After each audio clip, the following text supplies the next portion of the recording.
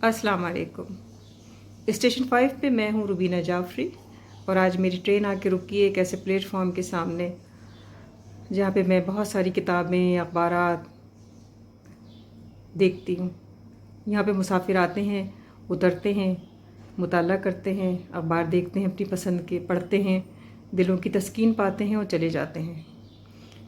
इसी तरह की एक शख्सियत जो अपनी तमाम तर मेहनत, जिद्दोजहद और अज़मत के साथ आज मेरे सामने है, हमारे और आपके लीजेंड, हमारी नस्लों के लीजेंड, हमारी आने वाली नस्लों के लीजेंड। तो आज मैं आपसे उनकी मुलाकात करवाती हूँ जो अपनी शख्सियत में ख़ुद एक भरपूर लाइब्रेरी हैं। तो आइए आज इनका मुताला करते हैं, इनसे बातें करते हैं। कैसर मसूद जाफरी साहब, अस्सलाम वालेकुम। कैसे हैं आप? अल्लाह का शुक्र, करम है परवरदिगार का है।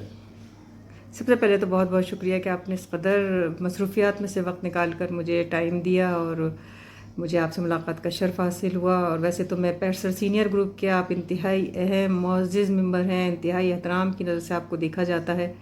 और आज मेरी आपसे मुलाकात हो रही है, मेरी खुशी का हाल जो है ना वो मैं आपको बता नहीं सकती कि मुझे बहुत अच्छा लग रहा है।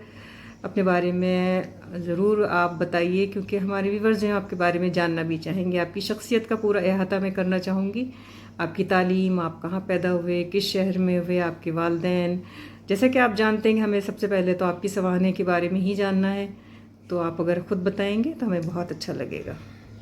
मेरा नाम सैयद कैसर मसूद जाफरी, मेरे वालिद का नाम सैयद मोहम्मद जान जाफरी और मेरे दादा का नाम सैयद अली जान जाफरी और उनके वालिद का नाम सैयद मोहम्मद अबू तुराब जाफरी। ये मेरी ननिहाल ददियाल और मेरी ननिहाल में मेरी वालदा शकीला जाफरी और मेरी नानी थी हसीना खातून और मेरे नाना थे सैयद महमूदुल हसन जाफरी जो चश्मे वाले जाफरी चश्मे वालों के नाम से मशहूर हुए।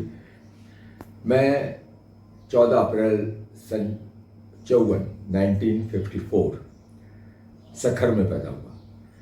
चूँकि हमारे नाना माइग्रेशन के बाद कराची थोड़ा सा उन्होंने क़याम किया था और जब यहाँ से महाजरीन दूसरे शहरों में जाने लगे, हैदराबाद और मीरपुर ख़ास, नवाब शाह और ज़्यादा तादाद खैरपुर गई, तो यह क़स्द किया कि यहाँ से कराची से चला जाए। और मैं आपको एक बात बताऊँ कि उस वक्त 1948 का शुरू था। उन्होंने मेरी नानी से कहा था, मेरे नाना जो थे बहुत काबिल आदमी थे, बहुत पढ़े लिखे, बहुत लीजेंड आदमी थे।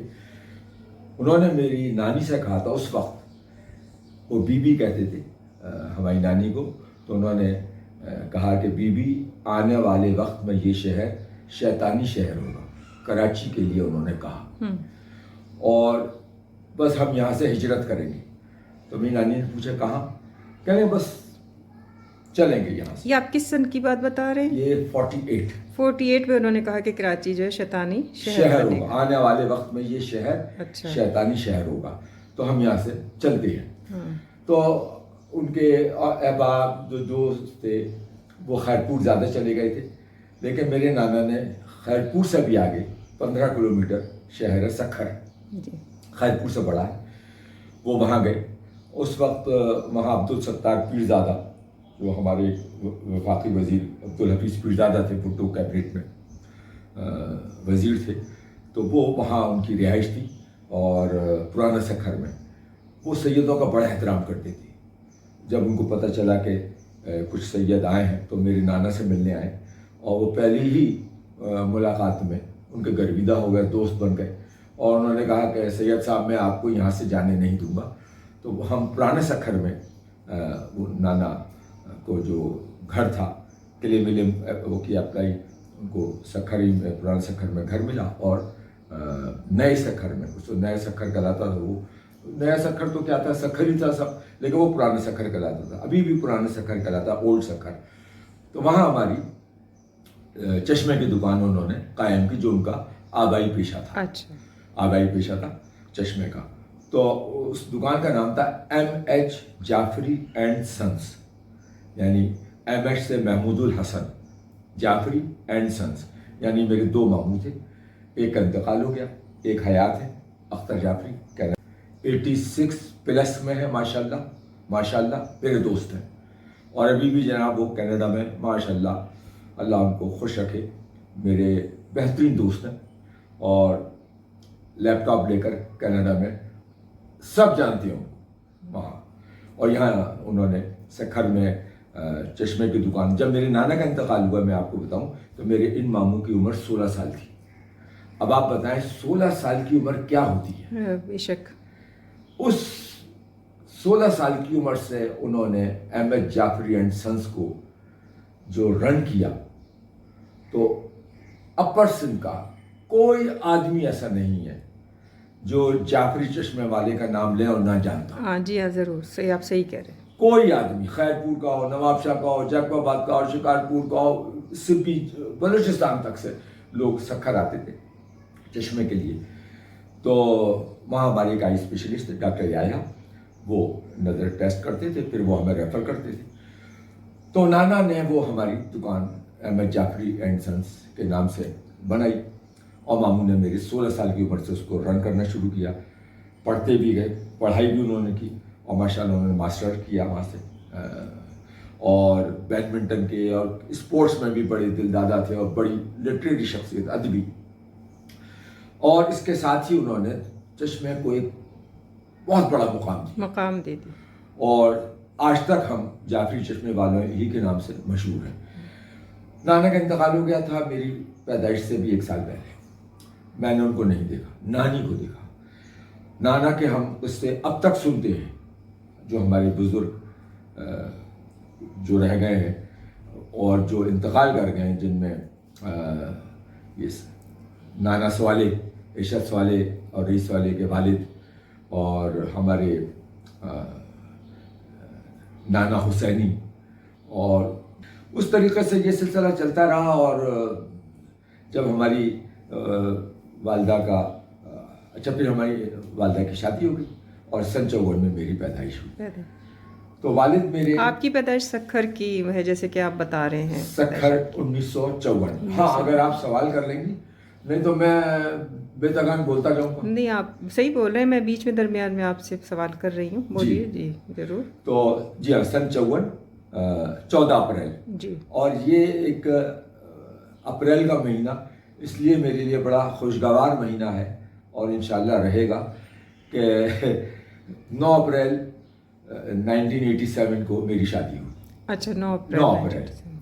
शादी आपकी सखर में ही? नहीं, फिर वो कराची हम शिफ्ट हो गए। किस सन में शिफ्ट हुए कराची? क्या उम्र थी आपकी जब आप? नहीं, मैं आपको बताऊं, थोड़ा सा ब्रीफ करूं कि ननिहाल से मुझे बड़ी उनसियत थी जी, और मेरी वालदा जो है उनकी तबीयत ख़राब भी रहती थी, और जब ये सिलसिला होता था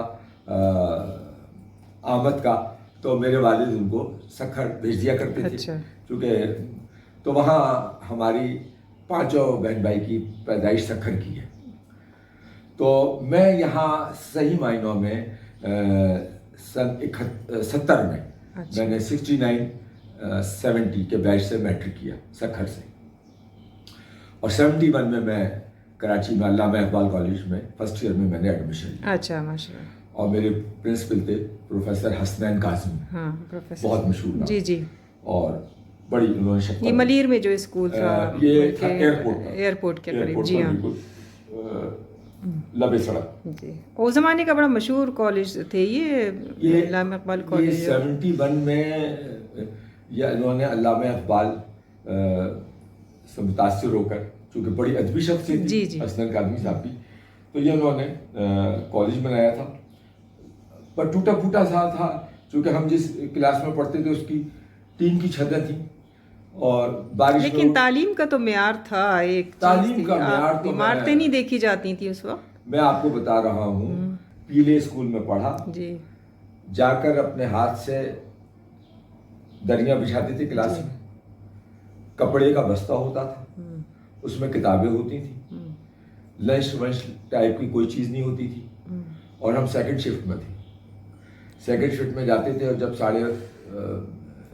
4-5 बजे छुट्टी होती थी, तो घर आकर जो कुछ होता था, चाय बनती थी, और चीनी के प्याले होते थे जिसमें चाय पी जाती थी, और जो भी कुछ होता था। تو اس وقت جب آپ کالج میں پڑھ رہے ہوتے تھے تو سبجیکٹ جو ہے وہ منتخب کیے جاتے تھے کہ آپ نے کون سا سبجیکٹ لینا ہے انٹر تک یا اس کے بعد کے کیا سلسلہ رہا؟ یہ آپ نے بہت زبردست سوال کیا، اور میں ایک میسیج دوں گا والدین کو. اب موسٹلی والدین اس پر عمل بھی کر رہے ہیں، اور وہ میسیج یہ ہے کہ بچوں کو ان کے ذہنی رجحان کے مطابق پڑھائیں، زبردستی نہیں پڑھائیں. اگر زبردستی ڈاکٹر بنانا ہے، رجحان نہیں ہے تو کبھی ڈاکٹر نہیں بنے گا، وہ انجینئر نہیں بنے گا. یہ میرے ساتھ ہوا. میرے والد مجھے انجینئر بنانا چاہتے تھے اور آپ نہیں بننا چاہتے تھے؟ رجحان نہیں تھا؟ نہیں، میں نے ایڈمیشن سائنس میں ہی لیا تھا، فزکس کیمسٹری اور یہ ہمارا میتھمیٹکس، یہ فرسٹ ایئر میں سبجیکٹ تھے. لیکن مجھے اپنے ننیال اور ددھیال میں جو صحافت سے تھے، ننیال میں میرے ماموں تھے اور ددھیال میں میرے چچا قمر عباس جعفری، بہت بڑا نام. وہ ڈان گروپ سے وابستہ تھے، حریت اخبار سے. اچھا. اور پھر وہ ضیاء دور میں، جب چونکہ لیفٹسٹ آدمی تھے، ضیاء دور میں آپ کو معلوم ہے صحافت پہ بڑا برا وقت آیا تھا، تو وہ ملک چھوڑ کے چلے گئے تھے، اور وہ وائس آف امریکہ میں اردو سروس سے منسلک ہو گئی تھی. یہ کراچی سے اخبار نکلتے تھے، مشرق اور مارننگ نیوز، اور لاہور سے نکلتا تھا پاکستان ٹائمز اور امروز. یہ چاروں اخبار جو تھے یہ این پی ٹی کے اخبار تھے، اور اس میں صحافیوں کو وہی تنخواہیں دی جاتی تھی جو گورنمنٹ مقرر کرتی تھی، اور ان کو مراد بھی ملتی تھی. دوسرے اخبارات میں، پرائیویٹ سیکٹر میں چونکہ اخبارات تھے تو بارگیننگ ہوتی تھی تنخواہوں کی. خیر وہ ایک الگ سبجیکٹ ہے. تو مجھے صحافت کا جو شوق تھا مجھے ننیال اور ددھیال سے ملا، اور جناب جب فرسٹ ایئر کا رزلٹ آیا تو میری وہ پرسنٹیج نہیں تھی جو آنی چاہیے تھی. اچھا. اس کی وجہ یہ تھی کہ میرا زندگی کا پہلا آرٹیکل سن 71 میں روزنامہ مشرق میں چھپا. جی. اور وہ کس عنوان پہ تھا، کیا تھا وہ تھا عنوان تو کچھ بھی نہیں تھا، ہمیں تو علی بے کا بھی نہیں معلوم تھا. اور اس آرٹیکل کو لکھنے کے لیے میں نے آدھا جرنل اپنا ضائع کیا تھا، چونکہ شوق تھا مجھے. اور بس ایک میں ان کو آئیڈیل سمجھتا تھا، چونکہ اس وقت میں یہ دیکھتا تھا کہ سکھر میں جو کوئی وی وی آئی پی شخص آتا تھا گورنمنٹ سیکٹر کا، میرے ماموں کو پہلی صف میں بٹھایا جاتا تھا، چونکہ جنگ سب سے بڑا اخبار تھا، جنگ اور ڈان. بالکل بالکل. تو ڈان کے جو نمائندے تھے شمیم شمسی تھے، میرے بالکل وہ بھی ماموں ہی تھے. تو ایک اردو جنگ، انگریزی ڈان، اور ایک جان دو قالب یہ دونوں تھے. جب تک یہ دونوں شخص کسی تقریب میں نہیں پہنچ جاتے تھے وہ تقریب شروع نہیں ہوتی تھی. حد یہ ہے کہ جو منسٹرز ہیں وہ بھی اپنی پریس کانفرنس میں پوچھتے تھے بھائی جنگ اور ڈان کا نمائندہ آ گیا؟ انہوں نے کہا نہیں، تو کہنا ابھی ویٹ کر لو، اصل اخبار تو وہ ہے. تو جب میں نے یہ دیکھا کہ اتنا پروٹوکول ملتا ہے اور اتنی واہ واہ ہے، تو میرے ذہن میں آیا کہ صحافت بہت اچھا شعبہ ہے. تو آج کے سلسلہ تو جاری رہے گا آپ کے ساتھ باتوں کو ماشاءاللہ سے، اور بیچ بیچ میں ہم آپ کی باتیں کاٹتے ہیں. لیکن یہ کہ جیسے کہ بڑا مزہ آتا تھا، تو اب آج کے زمانے میں کچھ دکھ ہوتا ہے یا مزہ آتا ہے صحافت کو دیکھ کر؟ یا جو پروٹوکول اس زمانے میں ملا کرتے تھے وہ تو صحیح پروٹوکول تھے بالکل، اور بہت عزت دی جاتی تھی. تو آج کے زمانے میں آپ کے اتنا فرق محسوس کرتے ہیں کہ وہ چیز نہیں ہے یا ہے؟ میں بے لاگ تبصرہ کرتا ہوں. جی بالکل کرنا چاہیے.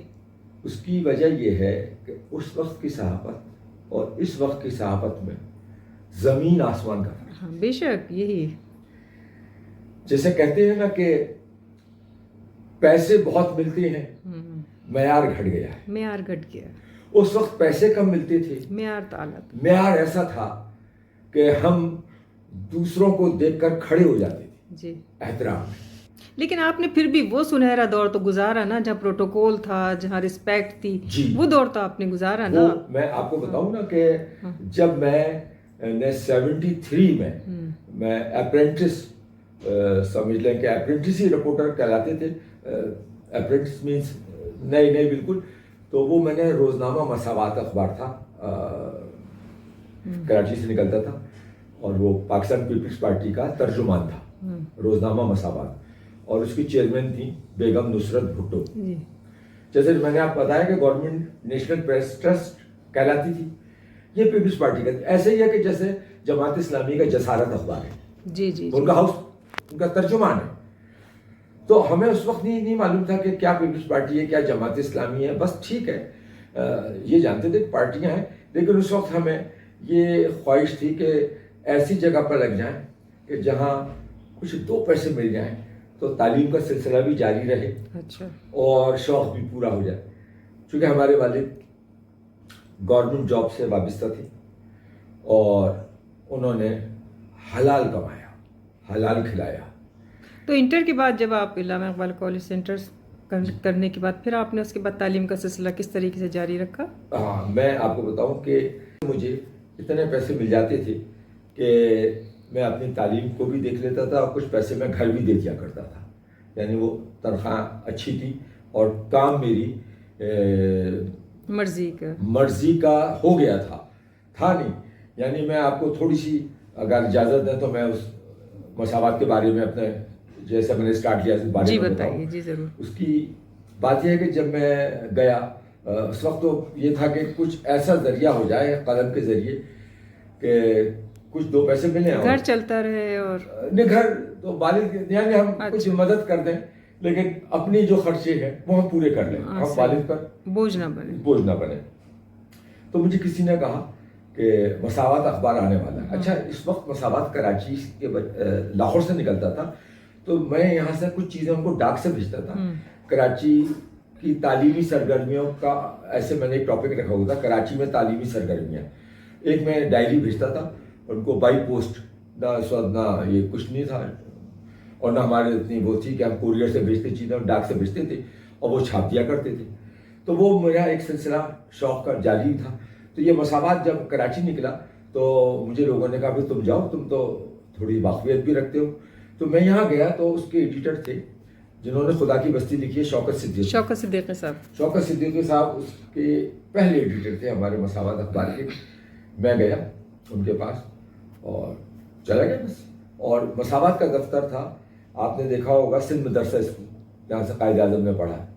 سندھ مدرسے کا جو مین گیٹ ہے, مرکزی دروازہ, اس کے سامنے کارنر پہ ایک لکڑی کی بلڈنگ بنی ہوئی تھی, اس میں وہ مساوات کا دفتر تھا اور وہ کہلاتا تھا سرائے روڈ. وہ سرائے روڈ سیدھا جا رہا ہے جوڑیا بازار وغیرہ کے لیے, کھوڑی گارڈن اور جوڑیا بازار. تو میں پوچھتا پاچھتا پہنچ گیا اور شوکت صدیقی صاحب کے کمرے میں بے دھڑک چلا گیا. تو انہوں نے پوچھا میاں کیا ہے؟ کچھ نوکری چاہتا ہوں. کہنے کیا کرتے ہو؟ میں کچھ نہیں کرتا, میں تو پڑھتا ہوں. کہنے کہاں پڑھتے ہو؟ میں نے کہا میں علامہ اقبال کالج میں پڑھتا ہوں. کہنے لگے کہ کیا پیدا ہوتا ہی صحافت کا شوق ہو گیا تھا؟ میں نے کہا کہ نہیں, پیدا ہوتے تو نہیں, لیکن خاندان میں کچھ لوگوں کو دیکھ کر ہوا. کہنے کون؟ میں نے بتایا تو کہنے لگے قمر عباس جعفری تمہارا چچا ہے؟ میں نے کہا جی.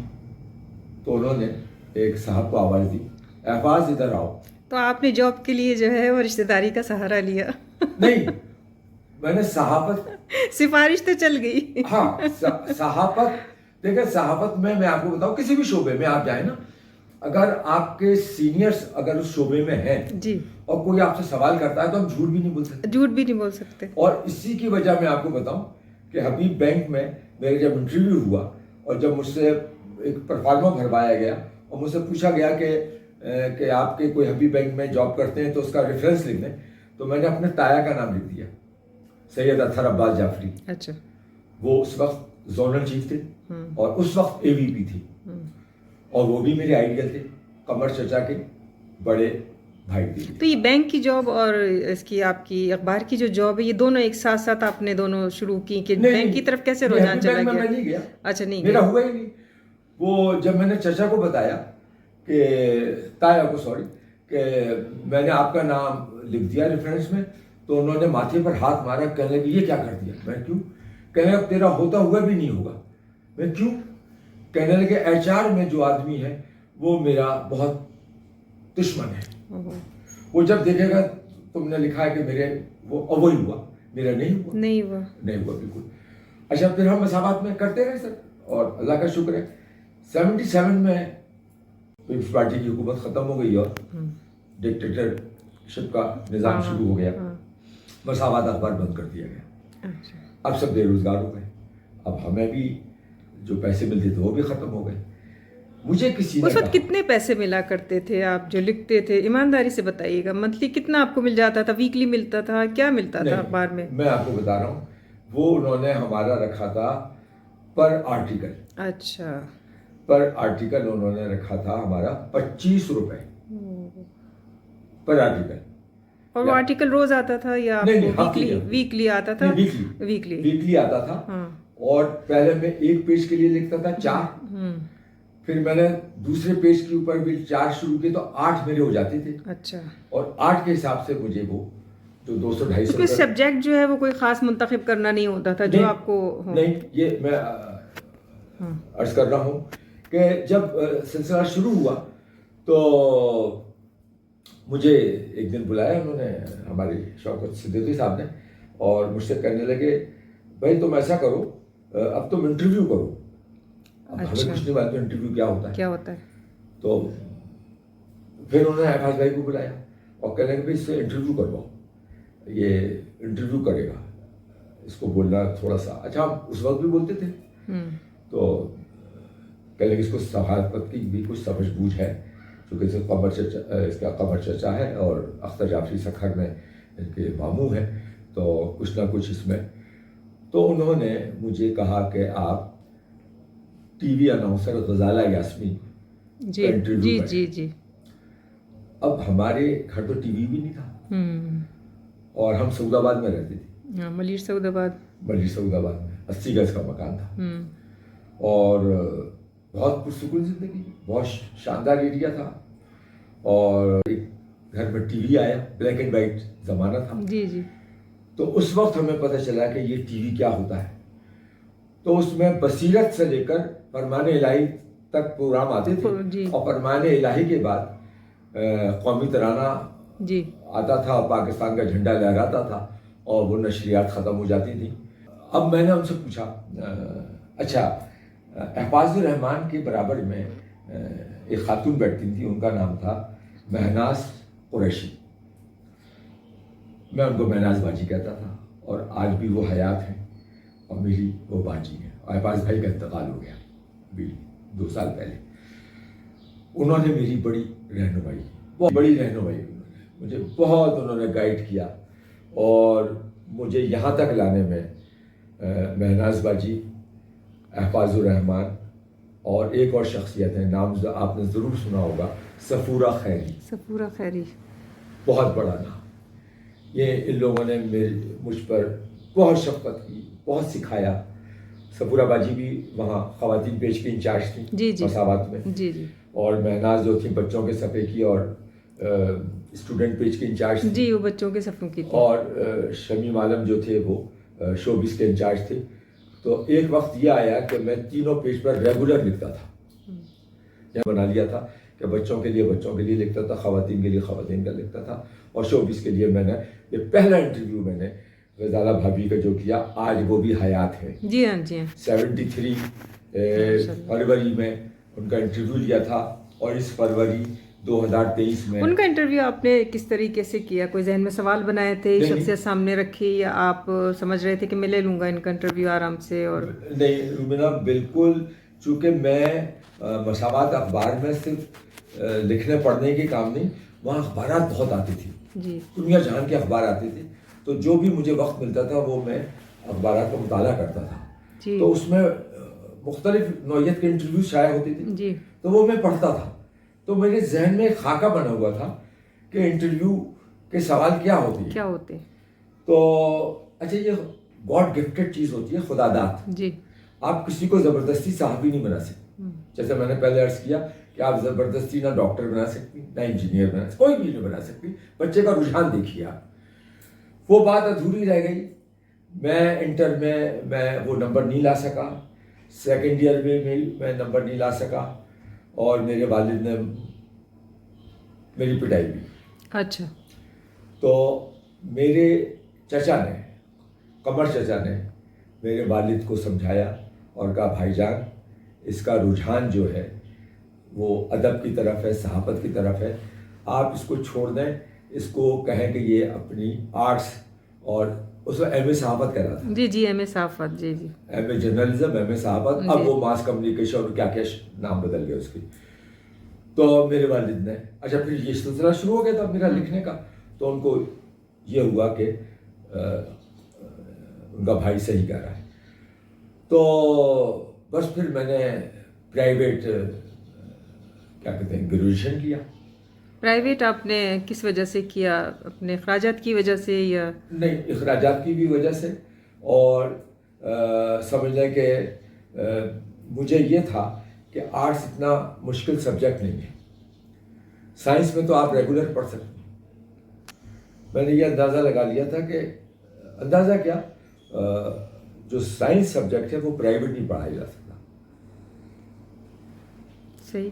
سائنس سبجیکٹ پرائیویٹ نہیں ہوتا. جی جی اس میں آپ کو ریگولر ہونا، پریکٹیکل ہونا پڑتا ہے. پریکٹیکل ہوتے ہیں اس میں. جی جی فزکس کے پریکٹیکل ہوتے تھے، کیمسٹری کے پریکٹیکل ہوتے تھے، اور آرٹس کے میں پرائیویٹ الاؤ تھا. تو میرا بیچ میں 2-3 سال کا گیپ بھی آ گیا تھا. انٹر میں مساوات سے منسلک تھا، اور میرا ذہن یہ تھا کہ یہاں سے میں کچھ ذہنی نشو و نما بھی کروں اور اپنی تعلیم کا بھی سلسلہ آگے رکھوں. جی. تو اس کے بعد میں نے پرائیویٹ گریجویشن کیا، اور اسی عرصے میں چونکہ 77 بھی آ گیا، اخبار بند ہو گیا، اور مجھے کسی نے کہا کہ تم الائٹ بینک میں ٹرائی کرو. اچھا. تو ایک عباسی صاحب ہوتے تھے، وہ عموماً ہمارے ایک دوست کے پاس آتے تھے، وہ الائٹ بینک میں تھے. تو اس دوست نے مجھے مشورہ دیا. میں نے کہا یار میں تو کسی کو نہیں جانتا. کہنے کہ وہ ہمارے پاس عباسی صاحب آتے، میں ان سے کہتا ہوں. تو یہ 77 کی بات بتا رہا ہوں، 76 کا ایڈ ہوگا 77. تو میں عباسی صاحب کے پاس گیا، یہ جوبلی انشورنس ہاؤس پر ہمارا ہیڈ آفس تھا. میں نے ان کو بتایا، تو انہوں نے مجھے ایچ آر میں ایک صاحب کے پاس بھیجا. انہوں نے کہا یہ قیصر مسعود جعفری ہیں، اور تو انہوں نے کہا کہ جناب وہ اپنی اپلیکیشن دے دیں. وہ اس وقت سی وی نکال آتی تھی، اپلیکیشن ہوتی. جی جی اپلیکیشن ہوتی تھی. وہ اپلیکیشن میں ہم نے ان کو دے دی. انہوں نے کہا ہم آپ کو بتا دیں گے، لیکن آپ رابطے میں رہیے گا. تو میں آ گیا، اور میں ان سے 2-3 دن 4 دن کے بعد، چونکہ نہ ٹیلی فون کا سلسلہ بھی نہیں تھا، نہ گھر پر ٹیلی فون تھا، نہ موبائل تھی، تو میں ان کے پاس جاتا رہتا تھا. 77 میں انہوں نے پھر مجھے کہا کہ ابھی تھوڑے دن رک جاؤ، اور ابھی ایک بیچ آنے والا ہے، ہم کروا دیں گے. کوئی نیا بیچ آنے والا ہے. ہاں، اس میں آپ کو یہ جو بیچ دیے جاتے ہیں. جی ہاں جی ہاں. اللہ کا کرنا ایسا ہوا کہ وہ میرا سلسلہ وہاں اچھا ہو گیا. لیکن میرا گریڈ 3 نہیں ہوا، اور چونکہ میرا تجربہ بھی نہیں تھا بینکنگ میں. جی ہاں. تو انہوں نے ایک پوسٹ تھی اسسٹنٹ کی، اسی میں نے پرائیویٹ جرنلزم بی اے کر لیا. پروموشن ڈپارٹمنٹل ہوتے تھے. انہوں نے مجھے عباسی صاحب نے کہا فوراً تم اپلیکیشن دو، اور یہ اپنی مارک شیٹ لگا کر دو، تو تمہیں 2 انکریمنٹ تو ابھی گریجویشن کرنے کے مل جائیں گے. میں نے اپلیکیشن دی، وہ اگلے مہینے میرے 2 انکریمنٹ بھی لگ گئے. اور اس کے چند مہینے کے بعد یہ پروموشن جب ہوئے تو مجھے انہوں نے گریڈ 3 آفیسر پروموٹ کر دیا. اور جب پریزیڈنٹ صاحب کے پاس انٹرویو کے لیے انہوں نے سلیکٹ کیے کچھ لڑکے، میں گیا تو اس وقت ہمارے پریزیڈنٹ تھے خادم حسین صدیقی. اچھا. بہت بڑا نام خادم حسین صدیقی، اور ان کی بھی کہانی بہت طویل ہے. اور میں ان کو نیلام گھر میں لے کر آیا تھا. اچھا. ان کی ایک ٹانگ لکڑی کی تھی، اور انہوں نے ملتان میں ٹھیلے پر خربوزے بیچے. ماشاء اللہ. پوری ہسٹری انہوں نے بتائی. یعنی محنت اپنی بناتے ہوئے لوگ ذرا بھی وہ ہچکچاتے نہیں تھے، اور بڑے اس سے بتاتے تھے فخر سے کہ جو ہیں وہ ہیں. اور مجھے اس وقت کچھ نہیں معلوم تھا خادم حسین صدیقی، تو میرے ذہن میں تو کچھ اور تھا، لیکن وہ اہل تشیع سے تعلق ہے. اور صدیقی نام سن کے آپ چونک جائیں کہ یہ شاید. ہاں جی ہاں. تو ملتان کے ویسے پھر میرے کئی دوست مجھے ملے جو صدیقی فیملیز کے ہیں، اور یہ محمد بن بکر کی اولاد میں سے. اچھا اچھا. یہ میں نے ان سے ڈرتے جب سوال کیا تو انہوں نے مجھے کہا کہ, اور وہ اتنے سخت پریزیڈنٹ تھے کہ ایگزیکٹو جاتے ہوئے ان کے کمرے میں کانپتے تھے. اور میرے دیکھیں روبینہ, میں آپ کو بتاؤں, انسان کسی بھی شعبے میں جائے, کہیں بھی جائے, اس کا بیک گراؤنڈ اچھا ہو اور وہ وہاں بتاتا ہے تو اس سے بھی بڑی ہیلپ ملتی ہے. جی. تو میں میر صاحب سے ملا. میر صاحب نے مجھ سے کہا کہ جعفری میاں ہمارے لیے ٹی وی کالم لکھو. یہ اب میں کوڈ ٹو کوڈ میں رپورٹ کر رہا ہوں آپ کہ جعفری میاں ہمارے لیے تم ٹی وی کالم لکھو. تو فوراً میں نے ان سے کہا سر اس میں کیا ہوگا؟ کہنے لگے میاں یہ سوچنا تمہارا کام ہے کیا ہوگا. اور پھر انہوں نے میز کے اوپر یوں انگلی ماری اور کہا اب سنیے سن 80 میں میر خلیل الرحمن کیا کر رہے ہیں. کہہ رہے جعفری میاں ہمارے لیے ٹی وی کالم لکھو. تو میں نے کہا کہ سر اس میں کیا ہوگا؟ کہہ رہے میاں یہ سوچنا تمہارا کام ہے, لیکن جعفری میاں آنے والا دور الیکٹرانک میڈیا کا دور ہوگا. میں تم سے کہہ رہا ہوں ٹی وی کالم لکھو. ہمیں کچھ معلوم, ایک چینل تھا پی ٹی وی, ایک بڑا اخبار کا نام جنگ تھا. میری تو خوشی کی انتہا نہیں کہ میر صاحب کہہ رہے ہیں کہ میں نے کہا سر بالکل لکھوں گا. کہنے لگا ٹھیک ہے پہلا کالم لکھ کر لاؤ. اب روبینہ یہاں سے اب میرا ٹریننگ شروع ہوئی. میرے ساتھیوں میں سے حیدر امام رضوی, مرحوم علی رضوی, تاجدار عادل, کاظم پاشا, بھائی محسن علی مرحوم, قاسم جلالی, مرحوم ذوالفقار نقوی, جتنے نام لے آپ پروڈیوسر کے سب میری شناسا, میرے دوست, میرے گھر کے. میں ٹی وی پہنچا, حیدر کے کمرے میں میں بیٹھ گیا, حیدر امام کے. میں نے کہا یار حیدر, مجھے وہ علامہ کرتا ہے ابھی, اس کے لیے دعا کیجیے گا, بہت بیمار ہے اور بہت بڑا نام ڈرامہ پروڈکشن میں پروڈیوسر. جی جی. تو بڑے مشہور ان کے ڈرامے تھے پروڈیوسر حیدر امام رضوی کے. ہوائیں اور چاند گرہن, کیا کیا ڈرامے اس نے کیے, اور ہزاروں آرٹسٹوں کو اس نے پروڈیوس کرایا. تو وہ بھی سیلف میڈ. تو مجھے علامہ کو تھکے تھکے لگے ہو یار. میں نے کہا یار ایک میں جنگ سے آ رہا ہوں, کل خیریت. میں نے کہا میر صاحب نے بلایا تھا, ایک مجھے ٹاسک دیا ہے. کہنے کیا؟ میں نے کہا انہوں نے کہا ٹی وی کالم لکھو. تو میں سوچ رہا ہوں کیا ہوگا. کہنے سوچیں گے فکر نہیں کرو. ابھی چائے منگوائی کینٹین سے, فون کیا, اتنے میں تاجدار عادل آ گئے.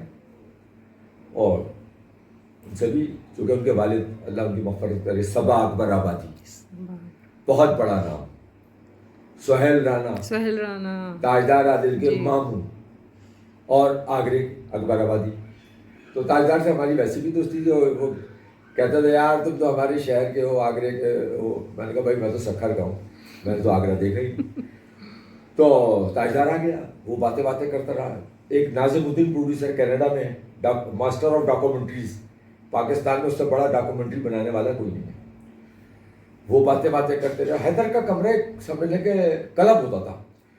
میں نے دیکھا تھوڑی دیر میں محسن علی اور حسینہ معین ساتھ ساتھ داخل ہوئے, اور وہ صوفے میں بیٹھ گئے اور ڈسکس کر رہے ہیں کچھ چیزیں. اب میں سن رہا ہوں, باتیں سن رہا ہوں, تاجدار کی, علی رضوی کی, حیدر امام بھی, اور چائے بھی آ گئی اور چائے پی, اور 14 اگست بھی آنے والا تھا.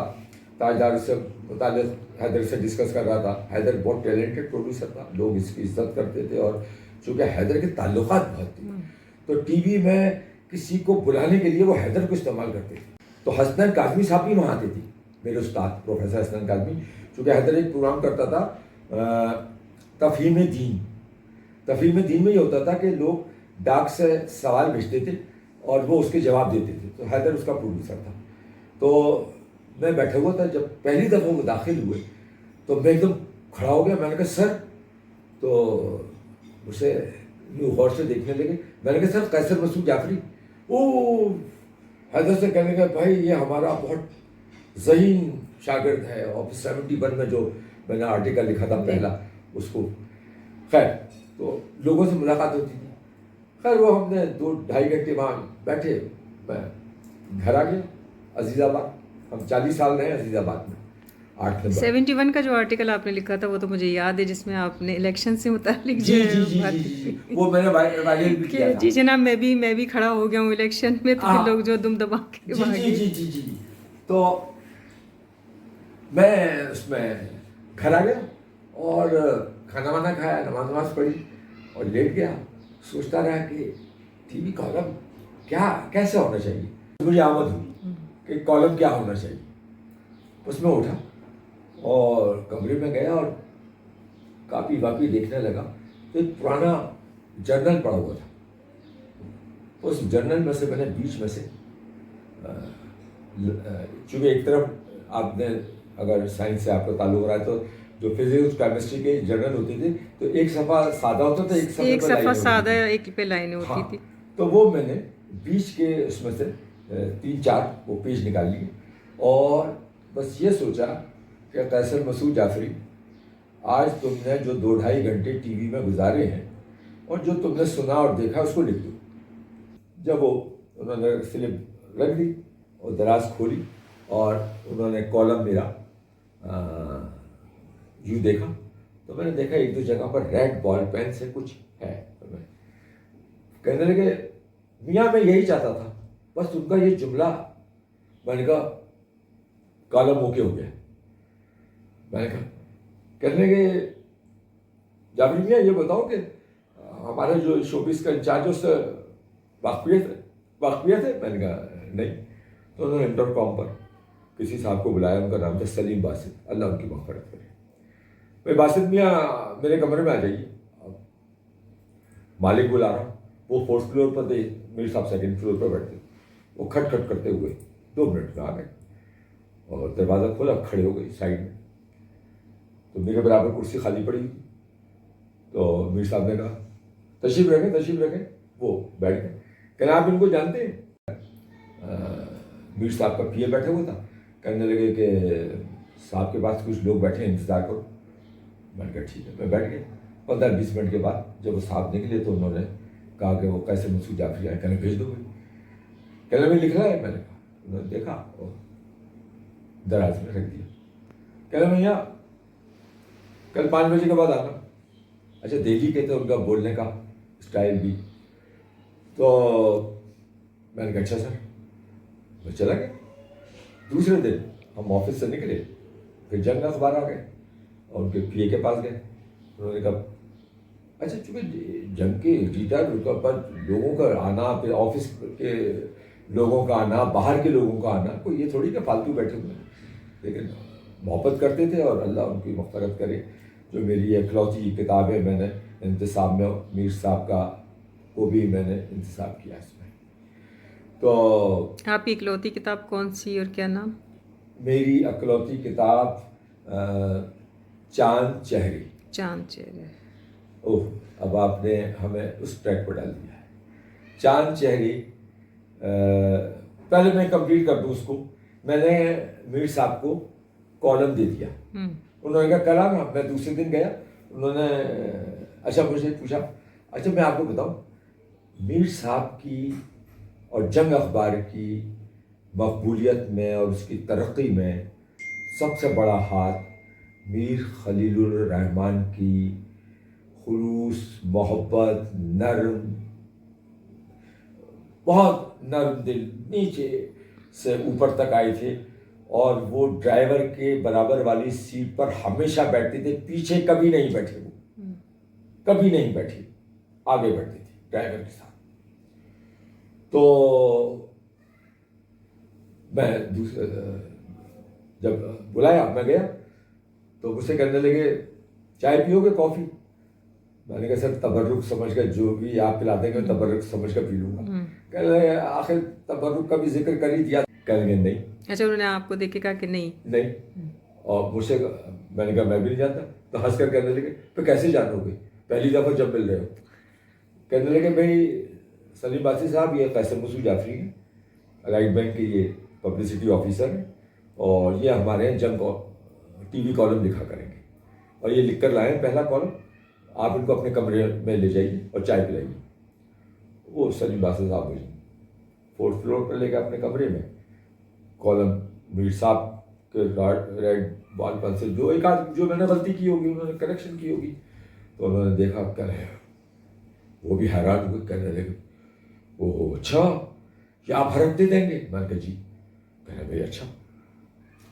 وہ جناب پہلا میرا جب کالم چھپا تو وہ اس میں انہوں نے 1-2 تصویریں جو ریلیٹڈ تصویریں ہوں گی. میرا روبینہ بہت سا مجھے بڑا وہ ہوتا ہے شفٹنگ جو میری 3 دفعہ ہوئی. سعود آباد سے عزیز آباد اور عزیز آباد سے گلشن اور گلشن سے اب یہاں, تو اس میں میری بہت سی چیزیں ضائع ہو گئی. ہاں جی بے شک بہت سی, لیکن 90% میری محفوظ ہے.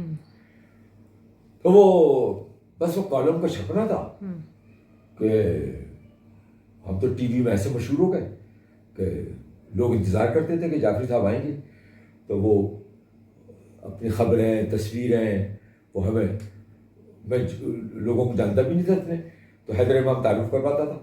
تو اب ہونے یہ لگا کہ ایک کالم میں میری جیسے 8 چیزیں آئی ہیں اور میرے پاس 20 چیزیں تھیں تو 12 چیزیں رہ جاتی تھیں. اب وہ برا مانتا تھا کیا آپ نے میری چیز بھائی, میں نے کہا میں تو دیا ہے تو نہیں چھپی جگہ.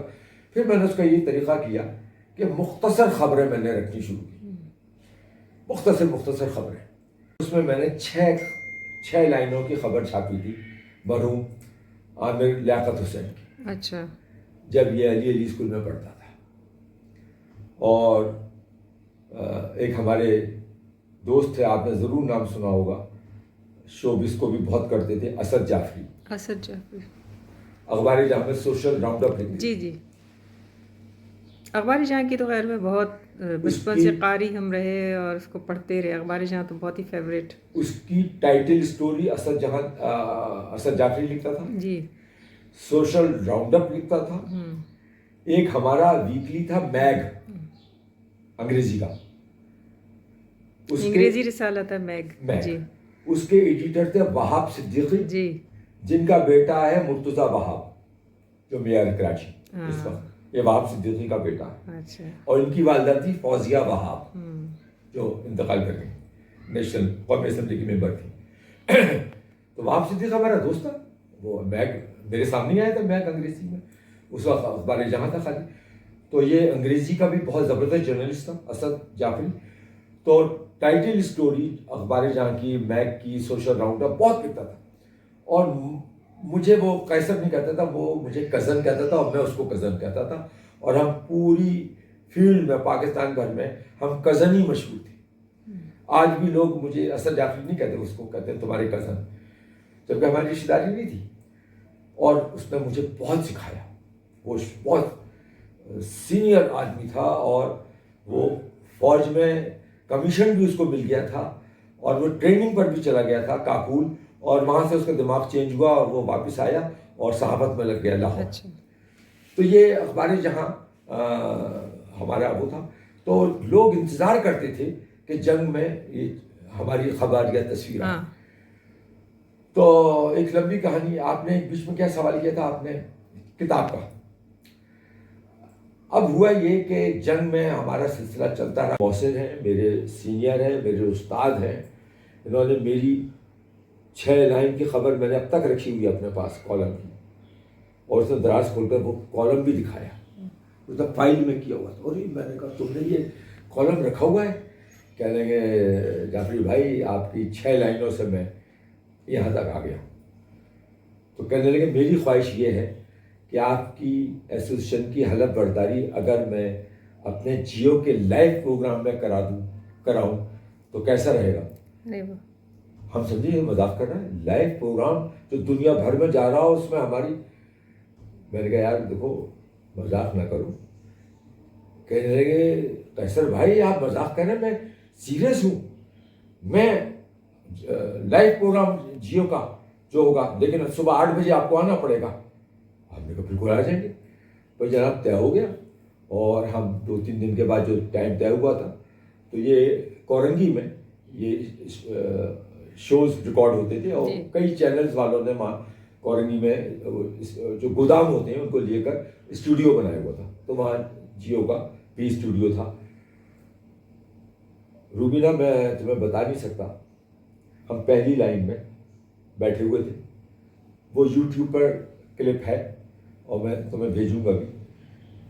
اور اس نے شو شروع کیا, لائیو شو. وہ میں نے رات کو دیکھا تھا 11 بجے ریپیٹ جب ہوا تھا. اور اس نے تمہید باندھنی شروع کی اور کرتے کرتے جناب وہ میری اوپر آیا اور اس نے پیچھے گیا اور دراز میں سے میرا وہ کالم نکالا 6 لائنوں والا. اور اس نے میرے لیے جو بھی الفاظ کہے میں نہیں بتا سکتا, وہ آپ خود سنیے گا. اور اس نے پھر وہ لہرایا کالم کہ یہ قیصر مسعود جعفری نے 1988 یا 89 کا تھا, یہ چھاپا تھا میری 6 لائنیں. اور بہت جو بڑی کلیپنگ ہوئی اور اس کے جناب پھر ہم کھڑے ہوئے, سب حلف لیا لائیو. اور یہ میں آپ کو ریکارڈ سے کہہ رہا ہوں کہ یہ ہماری جو Pakistan film T V journalist association ہے, جس کا میں اس وقت سینئر وائس چیئرمین ہوں, دنیا کی واحد تنظیم ہے چینل میں لائیو حلف اٹھایا. لائیو حلف تو کیبنٹ نہیں اٹھاتی, ان کو بھی خبر نامے میں ریکارڈ کر کے دکھایا جاتا ہے کہ حلف لیا, لائیو نہیں دکھایا جاتا. تو ہمارے لیے یہ آنر کی بات تھی. اللہ اس کی مغفرت کرے. یہ چیپٹر یہ ختم ہوا. جنگ کا سلسلہ جب چل رہا تھا تو میرے جو استاد تھے احفاظ الرحمان صاحب, اور وہ بھی لیفٹسٹ تھے. جب یہ مساوات اخبار بند ہوا روبینہ, تو چائنا نے وہاں پیکنگ میں پاک چائنا اردو مرکز ہے اور بہت بڑا مرکز ہے جی, اس کا ہیڈ ہمارے احفاظ الرحمان صاحب کو لگا تھی جی. یہ وہاں چلے گئے اور میرے خیال سے 8-9 سال رہے. پھر واپس آئے. ان کی جگہ پر ہمارے دوست رشید بٹ گئے, جنہوں نے میری کتاب چاند چہرے چھاپی ہے. RB پبلشر, RB سے مینس رشید بٹ, RB. ان کی بیگم کو آپ یقیناً جانتے ہوں گے, اخبار خواتین میں لکھتی تھیں حمیرہ اطہر. جی جی جی. حمیرہ اطہر جی جی ہماری بہنوں جیسی ہے, بھابھی سمجھو. لڑتی بہت ہے, میں بھی بہت لڑتا ہوں, اس سے ابھی بھی لڑتا ہوں. اور ابھی بھی میں آپ کو بتا دوں کہ میں نے اس کو جو میں نے پہلا آدمی انٹرویو کیا تھا 73 میں وحیدہ نسیم صاحبہ کا, وحیدہ نسیم, وہ میرے سر تھی کہ مجھے چاہیے, تو میں نے اس کو وہ بھیج دیا, کہنے نہیں مجھے وہ چاہیے. تو اخبارات میں آپ کا جو سلسلہ رہا وہ انٹرویو لکھنے تک مطلب بس چلتا رہا؟ انٹرویو کالم آپ لیتے رہے. اچھا اچھا. اب یہاں پہ ہم تھوڑا سا سوالات کو تبدیل کرتے ہیں. جو آپ کا سلسلہ چل رہا ہے وہ تو خیر ظاہر ہے آپ کی جو شخصیت ہے اس میں سوشل جو آپ کا گراؤنڈ ہے وہ تو بہت ہی وسیع تر ہے, اور صحافت جو ہے وہ تو اپنے دامن میں بے پناہ شخصیات کو سمیٹے ہوئے ہے نا. وہاں ایک کا تعلق دوسرے کا تیسرے سے نکلتا ہے. تو یہاں پہ جیسے میں اگر آپ سے یہ پوچھوں کہ جرنلزم کیا ہے, یہ اس کا مجھے آپ بتائیے. کیونکہ جب اخبارات نہیں تھے تو اس وقت خبروں کی ترسیل کا ذریعہ کیا ہوتا تھا, اور اس کے بعد یہ جرنلزم جو ہے, اب جو یہ جرنلزم ہم پڑھ رہے ہیں یہ ماس کمیونیکیشن یا اس کی شکل میں آ گیا ہے. تو یہ جرنلزم کیا ہے, زرد صحافت کیا ہے, زرد صحافت پہلے ہوتی تھی نہیں ہوتی تھی؟ یہ میرے کچھ سوال ذہن میں آپ سے باتیں کرتے وقت آئیں, کیونکہ میں سوالات مرتب کر کے تو میں آتی نہیں ہوں, صرف شخصیت کا ایک احاطہ کر کے ان کی بات چیت کے ذریعے میں سوالات پوچھتی ہوں. تو جرنلزم کیا ہے, اور پہلے وقتوں میں خبروں کی ترسیل کے ذرائع کیا ہوتے تھے؟ دیکھیں, جب اخبارات نہیں ہوتے تھے, ہمارے بزرگ خبریں پڑھنے کے شوقین تو تھے, تو یہ خبریں ایک دوسرے تک کیسے پہنچائی جاتی تھیں؟ دیکھیں, باخبر رہنا, خبر سے باخبر رہنا, جی, یہ تو ایک ابلاغ کا ذریعہ ہو گیا, اور یہی بڑھتے بڑھتے صحافت ہی کہلایا.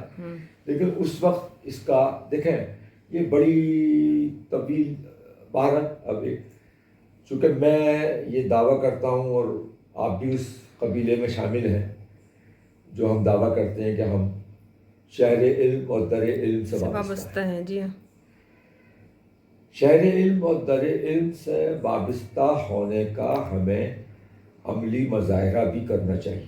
جی ہاں, صرف زبانی کہنے سے کہ ہم شہر علم اور در علم سے وابستہ ہیں، کام نہیں چلے گا۔ کیا یہ اچھا لگے گا کہ ہم دعویٰ کریں کہ ہم شہر علم اور در علم سے وابستہ ہیں اور ہم جاہل، علم سے ہم دور ہوں، یا وہ علمی باتیں ہی نہ کر رہے ہوں جو علم کے دائرے میں آتی ہوں، جو ہمیں کہا گیا، ہم جن سے متعلق ہیں، ہم نے علم کا پرچار کرنا ہے۔ یہ صحافت سمجھ لیں رسول خدا کے زمانے سے شروع ہوئی، تبلیغ جی، مسجدوں سے، منبروں سے، رسول نے اپنے اخلاق سے، میں سمجھ رہا ہوں ابلاغ کا کام کیا۔ رسول نے کبھی تلوار سے جنگ نہیں کی، رسول نے، انہوں نے اپنے عمل سے، اپنے اخلاق سے اس چیز کو آگے بڑھایا۔ صحیح۔ پھر منبر آ گیا، منبر کا جیسے استعمال ہوا، جس دور میں مسجد سے چیزیں پہنچتی تھی لوگوں تک، اور پھر لوگوں سے دوسرے لوگوں تک، اور دوسرے شہروں سے دوسرے ملک تک بھی چیز پہنچ جاتی تھی۔ یہ پرانے وہ سلسلے ہیں کہ جو ابلاغ یہاں سے میں سمجھتا ہوں کہ شروع ہوا اس کی بنیاد۔ پھر ٹیلی فون کا زمانہ آ گیا، پھر ٹیلی پرنٹر کا زمانہ آ گیا، پھر خطوط لکھے جانے لگے خطوط کے ذریعے۔ اس وقت دیکھیں کھالوں پر لوگ لکھتے تھے، اس پر کاغذ کا بھی وجود آ گیا۔ تو یہ تمام چیزیں ابلاغ ہیں۔ قرآن بھی جو آیا ہے نا، وہ ایک ابلاغ کی شکل ہے۔ جی ہاں، بالکل بے شک۔ اب اس کو ہم نے جدیدیت دے دی۔ جب میں نے صحافت میں قدم رکھا تھا تو اس وقت یہ اہم صحافت کہلاتا تھا، خالی صحافت، جی، انگریزی میں جرنلزم پر میں آپ کو ایک چھوٹا سا قصہ سناؤں۔ اس وقت ہمارے ایک شبیر احمد صدیقی، وہ مساوات میں تھے۔ جب مساوات بند ہو گیا تو پھر وہ ریڈیو پاکستان میں چلے گئے اور نیوز ایڈیٹر اور پھر کنٹرولر نیوز سے ریٹائر ہوئے۔ حیات ہے، کراچی میں ہی ہے، کتاب ایک لکھی انہوں نے، اس میں میرا بھی ذکر کیا ہے۔ تو اس مساوات میں وہ سب ایڈیٹر تھے اس وقت۔ یہ رہتے تھے ناظم آباد 2 نمبر میں، جامعہ امامیہ سے پہلے کارنر پر ایک گھر تھا، اس پر کمرہ کرائے پر لیا ہوا تھا۔ یہ ان کا تعلق ہے حیدرآباد سے۔ تو میں رضویہ جاتا تھا اور کچھ عرصے میں رہا بھی وہاں۔ تو میں ایک دفعہ جب اس کے گھر گیا تو میں نے دیکھا اس کی نیم پلیٹ لکھی ہوئی ہے، شبیر احمد صدیقی جرنلسٹ۔ میں نے کہا اچھا، شبیر احمد صدیقی جرنلسٹ۔ خیر جب اندر گئے تو باتیں میں نے کہا یار یہ شبیر، تو میں شبیر احمد جرنلسٹ یہ کیوں لکھا ہے؟ کہہ رہے اچھا بہت مزاحیہ طبیعت کا ہے، اللہ اس کو صحت دے، بیمار ہے آج کل۔ مجھ سے کہنے لگے یار دیکھو، جو MBBS کرتا ہے وہ ڈاکٹر لکھتا ہے، جو LLB کرتا ہے وہ ایڈوکیٹ لکھتا ہے، جو PhD کرتا ہے وہ بھی ڈاکٹر لکھتا ہے، وہ ڈاکٹر لکھتا ہے۔ بھائی ہم نے MA جرنلزم کیا، ہم جرنلسٹ نہیں لکھ سکتے؟ میں نے کہا یار یو رائٹ، میں قائل ہو گیا۔ تو یہ جرنلزم اور جرنلسٹ یوں بنا۔ اب وہ شیپ جناب بن گئی ماس کمیونیکیشن۔ جی، اور ماس کمیونیکیشن میں بھی اس وقت 1000 شاخیں ہیں۔ جی بالکل، یہی میرا آپ سے سوال تھا کہ اس کا جو وہ ہے ایک دائرہ جو پھیل رہا ہے، وہ میں آپ کو بتاؤں کہ ہمارے زمانے میں صرف اہم صحافت تھا، ہاں، پھر ماس کمیونیکیشن بن گیا۔ ہمارے ہی زمانے میں لاسٹ بیچ تھا صحافت کا، اس کے بعد ماس کمیونیکیشن بن گیا۔ اور ماس کمیونیکیشن میں اس وقت چھوٹا رہے، لیکن اس وقت جو ہے وہ پرنٹ میڈیا الگ ہے، الیکٹرانک میڈیا الگ ہے، شاخیں نکل آئیں، سوشل میڈیا الگ ہے، ڈاکومنٹری الگ ہے، اور کمرشل ڈاکومنٹری الگ ہے۔ کیا شاخیں بنا دی ہیں۔ یہ تو میں سمجھتا ہوں ٹھیک ہے علم کا پھیلاؤ ہو رہا ہے، لیکن یہ یونیورسٹیز نے ارننگ کا ذریعہ بھی بنا لیا ہے۔ پہلے ایک لڑکا صحافت کی ڈگری لے کر جاب لے لیتا تھا، اب وہ میں آپ نے کس شعبے میں لیا؟ سر میں نے پرنٹ میڈیا میں لیا۔ اچھا چھوڑو، میں نے صرف الیکٹرانک میڈیا میں لیا۔ اچھا الیکٹرانک میڈیا میں لیا تو اچھا کیا کیا آپ نے؟ پھر وہ بتا رہا ہے ٹی وی چینلز کا یہ وہ تمام۔ تو جہاں کھپت ہوتی ہے وہاں اس کو جاب مل جاتی ہے۔ تو آپ کے خیال میں آپ کے وقت میں یہ سب نہیں تھا؟ اس وقت تو صرف ایک PTV چینل تھا، PTV چینل بس، اس کے اوپر، ہاں، اور اس وقت سرکاری چینل تھا، سرکاری تنخواہیں ملتی تھیں۔ تو ان چیزوں نے ابلاغ کو وسیع کیا، یا آپ کے وقت میں ابلاغ بہت زیادہ وسیع تھی اور ہر چیز لوگوں تک پہنچایا کرتی تھی؟ آپ کے خیال میں یہ جو شعبے جو منقسم کیے جا رہے ہیں، تقسیم ہو رہے ہیں، جرنلزم میں، یہ زیادہ کارآمد ہیں یا آپ کے وقتوں میں تھے؟ ہمارے وقت میں جرنلزم کنویں کا مینڈک تھا. اس وقت جرنلزم ایک سیکنڈ میں یہ جو آپ سے گفتگو کر رہا ہوں یہ اگلے ایک سیکنڈ میں میرے ماموں کینیڈا میں سن لیں گے. ابلاغ اتنا تیز ہو گیا. صحافت میں دیکھیں میں آپ کو بتا رہا ہوں کہ اس وقت صحافیوں کو نہ تنخواہیں ملتی تھیں جی، اچھی تنخواہیں، نہ ان کو دوسرے مالی وسائل ان کو مہیا کیے جاتے تھے، جیسے بونس یہ وہ چیزیں ہوتی ہیں، میڈیکل فیسلٹیز. تو جب میں الائٹ بینک میں گیا اور جب میرے پریزیڈنٹ صاحب سے انٹرویو ہوا اور جب میں نے صحافت کا ذکر کیا اور بتایا تو جو میرے ایچ آر کے چیف بیٹھے ہوئے تھے تو انہوں نے اس وقت ان سے کہا، اور میں سمجھ گیا کہ میرا سلیکشن ہو گیا. انہوں نے اس وقت کہا خادم حسین صدیقی صاحب نے ایچ آر کے چیف سے کہ بھائی ہم جو آدمی چاہ رہے تھے یار وہ یہ تو جعفری مل گیا ہمیں. اب مجھے نہیں معلوم کیا گفتگو کی ہوگی انہوں نے، میں سمجھ گیا کہ کوئی انہوں نے ٹاسک کیا تھا اور وہ میں پٹ بھا گیا. جب میں ان کے پاس آیا تو انہوں نے کہا بھائی ہم نے تمہیں اپنے پبلسٹی ڈپارٹمنٹ میں پی او رکھ لیا. اس وقت پی او کہلاتا تھا، پبلسٹی آفیسر. میں نے کہا سر کیا آپ کہیں گے یہ خبریں اور یہ، ارے میں نے کہا تو ہمارا شعبہ. اب کیا ہوتا تھا جناب کہ ان اخبارات میں جو بڑے بڑے شعبوں کی خبریں جنگ میں اور ڈان میں نہیں چھپتی تھیں، جہاں یہ حقیر فقیر جاتا تھا، اور ٹاپ دوسرے اخبارات میں بھی، چونکہ میں ان کا ساتھی تھا، وہ مجھے چائے بھی پلاتے تھے اور میرے کام بھی کرتے تھے. بلکہ بعض میرے بیتکلف دوست مجھے کہتے تھے کہ بھائی تو بڑا مہنگا پڑتا ہے، تجھے چائے بھی پلانی پڑتی ہے، کھانا بھی کھلانا پڑتا ہے، تیرا کام بھی کرنا پڑتا ہے. چائے پلا کے خبریں کس قسم کی ملتی تھی؟ تو وہ خبریں دیکھیں میں اپنے لیے رکھتا تھا، وہ خبریں میں بریک کرتا تھا، ایکسکلوسیو جسے کہتے ہیں نا. اور یہ آپ کا انٹرویو جو ہے یہ 2 دن چل سکتا ہے. بالکل بالکل میرے سبجیکٹ ہیں. جی میں جانتی ہوں، مجھے لگ رہا ہے. اب میں اگر ٹی وی پر آ جاؤں گا کہ میں نے جو خبریں بریک کی اور اس کا مجھے خمیازہ کیا بھگتنا پڑا، تو میری انٹری بینڈ کر دی گئی پی ٹی وی کے اندر کہ یہ نہیں آئیں گے. کیوں نہیں آئیں گے؟ اور جو ایک پی آر او تھی ان کی مسز سعیدہ احسان، اللہ ان کی مغفرت کرے، ان کے شوہر میجر تھے تو لوگ ان سے ڈرتے تھے، لیکن یہ بشر میجر ہو یا کرنل ہو یا جنرل ہو ہم تو حق بات کہتے تھے. تو وہ میں خبریں چھاپتا تھا تو دوسرے اخبار والے مسز احسان کو فون کر کر کہتے تھے یہ جنگ میں خبر چھپ گئی، آپ نے ہمیں نہیں دی. وہ کہتی تھی بھائی مجھے نہیں معلوم یہ جعفری صاحب کو کیسے خبر مل گئی. تو وہ مجھے فون کرتی تھی جعفری صاحب یہ خبر آپ نے کیسے چھاپ دی. میں نے کہا کیسے کیا چھاپ دی؟ اگر غلط ہے تو تردید کر دیجیے، اور صحیح ہے ہاں خبر تو صحیح ہے. تو میں نے کہا بھائی مجھے مل گئی. تو پھر انہوں نے یہ کیا کہ میری انٹری بند کروا دی. تو انٹری بند کروا دی تو مجھے تو اور چانس مل گیا، میرا کالم اور ڈبل خبروں سے چھپنے لگا.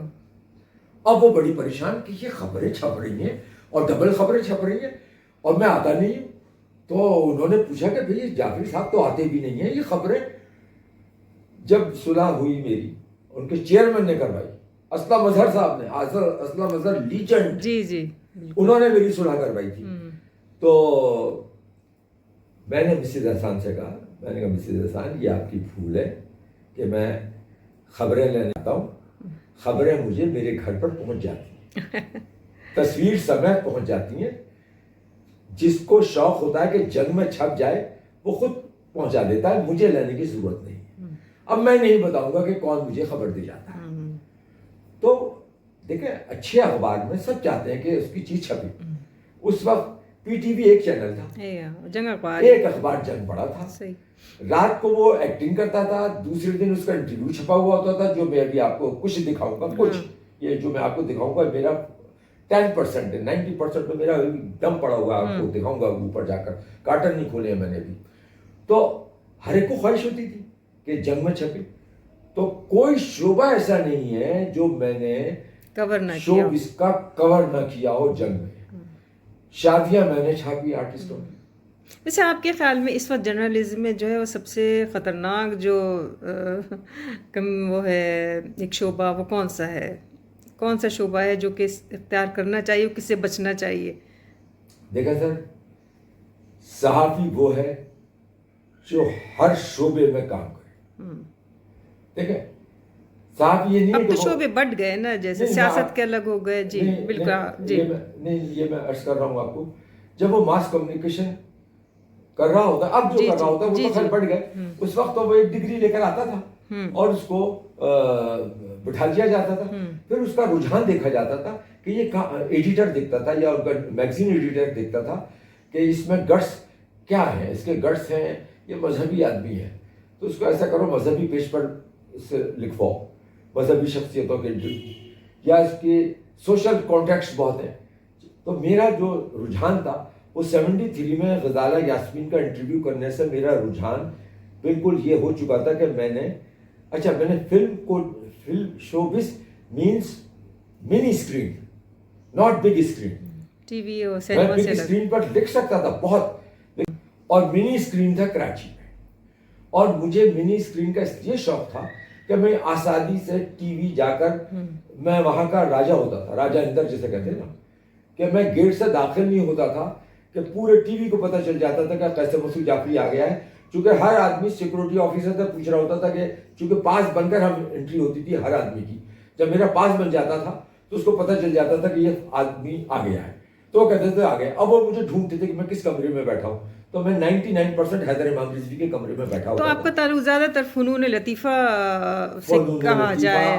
میرا رجحان تھا چونکہ میں نے کام سب میں کیا. آپ کو میں دکھاؤں گا ابھی, میں نے بالکل ہم چیزیں دیکتے ہیں ابھی آپ کی سب. پولیٹیکل انٹرویوز بھی کیے میں نے, سوشل انٹرویوز بھی کیے, لیکن میرا رجحان جو تھا یہ مجھے سن 80 میں میر خلیل الرحمان یہ کہہ کر گئے تھے کہ آنے والا دور جعفری میاں الیکٹرانک میڈیا کا دور ہوگا, ٹی وی کالم لکھو.